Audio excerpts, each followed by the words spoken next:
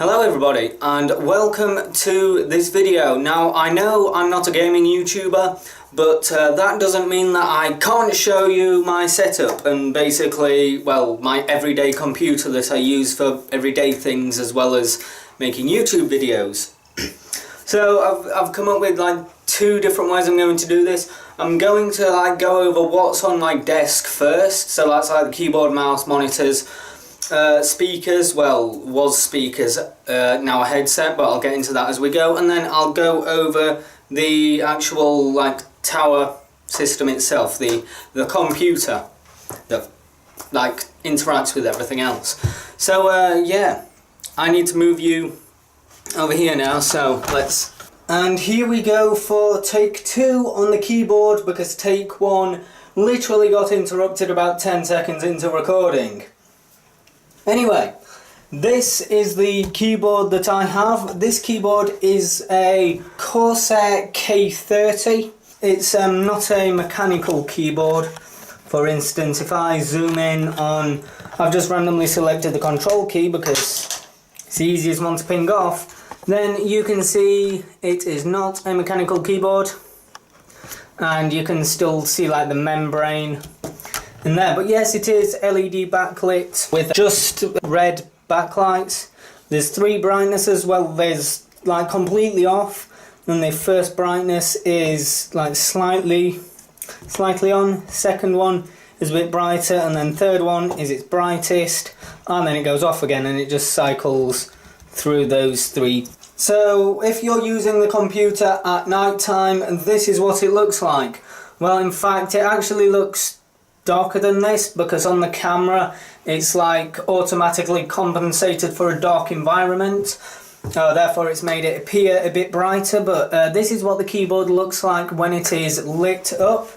I'll go over the 3 brightness settings again. Well, I guess technically 4. So the first one is just off, completely off. Not much more to say about that one. The first brightness is like dimly lit, which I guess can be good if you're working in a very dark environment, because that way the lights aren't blinding you from like the keyboard when you're working. The second one is like a tiny bit brighter, which I never really use that setting. And then the third one, which is the brightest setting, which is a setting I typically use it on. And those viewers with a keen eye might have noticed there is no Corsair word on the top of the keyboard, but there is a bit of dust that I forgot to clean off. It's very like staticky, this keyboard. It likes attracting dust. And the main reason why there is no Corsair logo on the top of the... What does that mean? My camera just beeped at me. The reason why the Corsair logo is not there, well, Corsair name, is simply because one day when I was cleaning the keyboard and I went to clean it up there, which is where the name was, and the R letter in Corsair just came off. So I thought I could either try and stick it back on or just take it all off, so I took it all off and left it that way. Now this keyboard does feature like little different things, such as the mute button, the volume down and volume up button.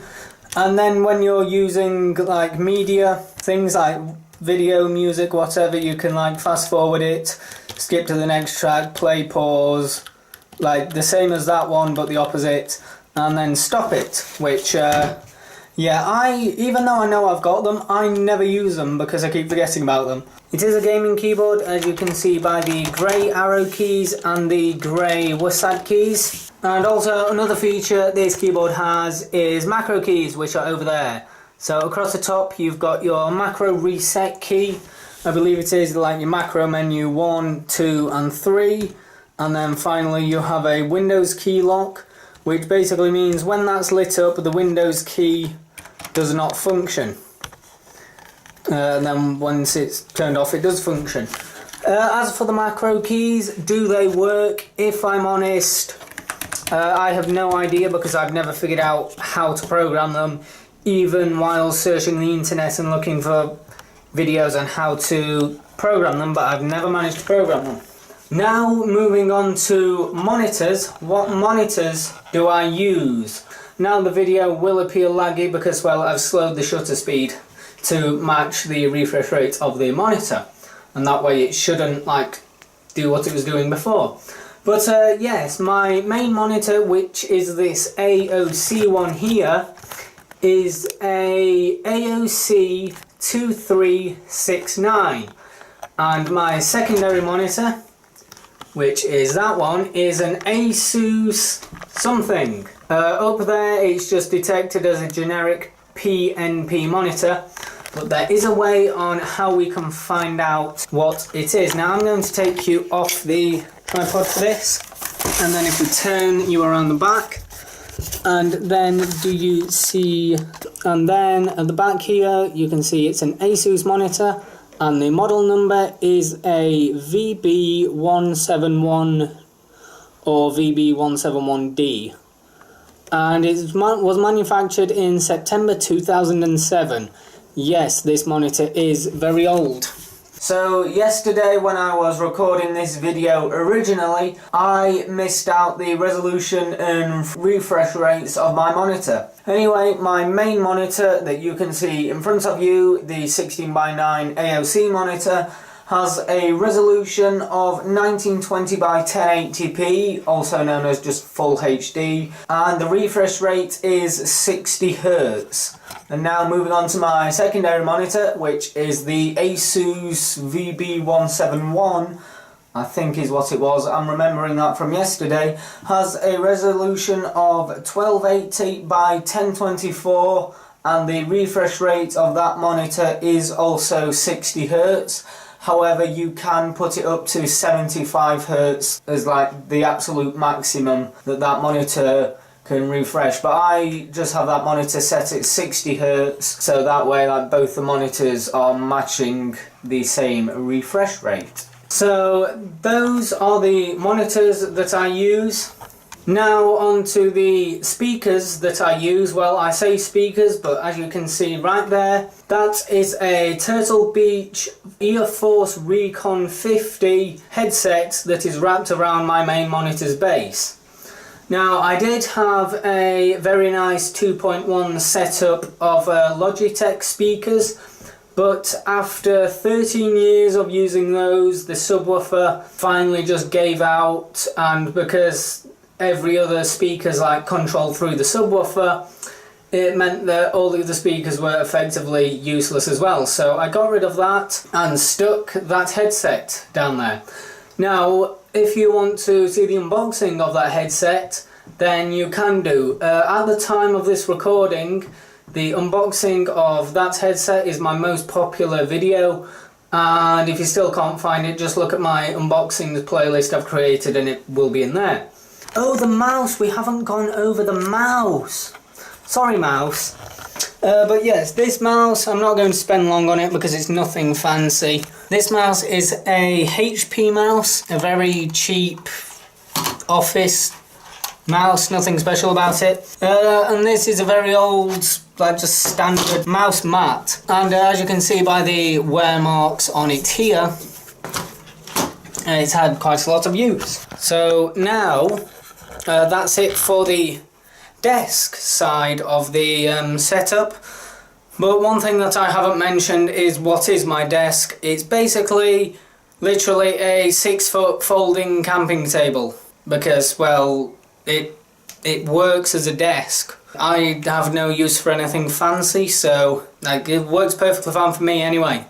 So now what we are going to do is move on to the actual computer itself. So now we are on to the inside bits of my computer, otherwise known as the motherboard, RAM, CPU, graphics card, power supply, you name it, everything that makes a computer function. But first things first is, I can't zoom out any further so I'll need to physically move the tripod, is what case am I using? I am using the Cooler Master Half X. So yeah, it's quite an old case. Well, the system is actually an old system itself, because I originally built this system in 2012, and literally the only thing that's been upgraded since the build is the graphics card. So the GPU you can see there is an ASUS Strix GTX 970 is what it is, which is once again on my channel. There's an unboxing video of it. And the graphics card that was in before the 970 was a 650 Ti. And there have been like other little bits, like I've got an extra hard drive and stuck that in there and little bits like that, but as the components go, the only thing that's changed is the graphics card. So now let's go on to the actual components. Shall we start off with the main bit, which I guess is, well, every bit of it, but let's start off with the motherboard. The motherboard is an ASUS P8Z77-V Premium. And yes, it is compatible with 4-way SLI. And I know what you're thinking. You're saying that a Z77 motherboard cannot be possible with 4-way SLI because, well, the CPU just cannot handle that many PCI lanes. But now if I get down here, I'll need another light. And while you are correct in saying the Z77 platform cannot support 4 lanes of graphics cards, this motherboard, where can I know, I'll stick that in there like that. Oh, you still can't see it. Oh dear. I'll need to get a picture of it and insert the picture in here.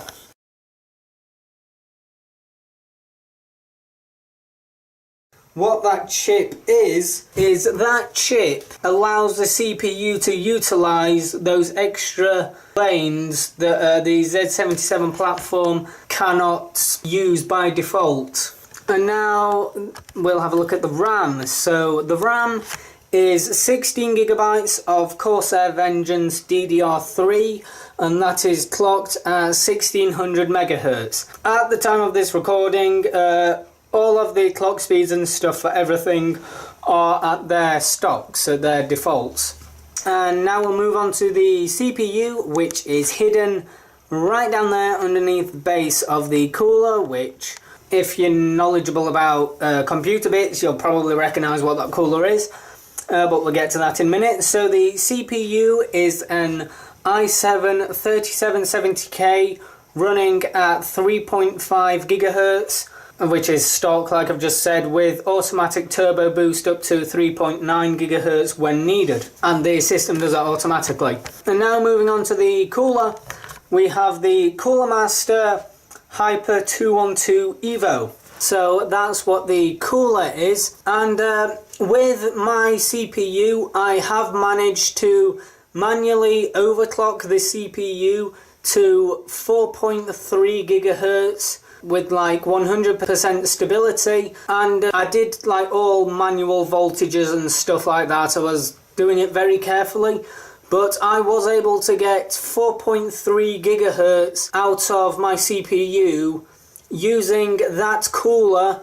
And when the CPU was at 100% load, the CPU never got hotter than 68 degrees Celsius with that cooler and this motherboard. I know I could have got a higher clock because I did like push it up to 4.4 GHz just to see what I could do, but then that's as high as I went because with this cooler and this CPU, the CPU was going into like the 70s when at 100% load, and me personally, I'm not happy with the CPU being at 70 degrees in general, so I backed it down. But oh yes, with this motherboard you can easily overclock the CPU and stuff. It says it's a premium board, and with the features it's got on it, I'd agree with it. It is a premium board, even though this type of board, it's more designed for like workstation use than gaming use.